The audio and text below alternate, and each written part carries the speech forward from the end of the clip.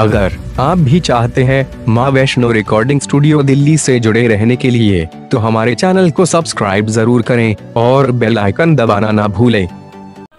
नमस्कार, प्रणाम। मैं हूं मनीष कुमार, राइटर, माँ वैष्णो रिकॉर्डिंग स्टूडियो दिल्ली से। जी हां दोस्तों, हर बार आप लोगों के बीच में उपस्थित होता रहता हूं, कुछ ना कुछ बातें, कुछ ना कुछ जानकारियां लेकर आप सभी के समक्ष उपस्थित होता रहता हूं माँ वैष्णो रिकॉर्डिंग स्टूडियो के माध्यम से, यमुना म्यूजिक भोजपुरी के माध्यम से।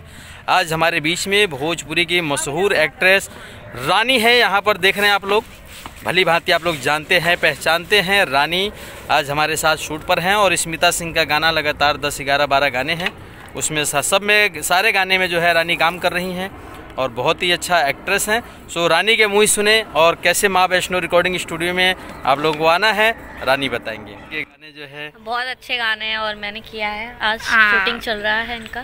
सो बहुत जल्दी आएगा आप लोग के बीच। सो आप लोग देखिएगा हमारा गाना, कैसा लगा आप लोग ज़रूर बताइएगा कमेंट करके। और जुड़े रहे आप लोग माँ वैष्णो रिकॉर्डिंग स्टूडियो दिल्ली से,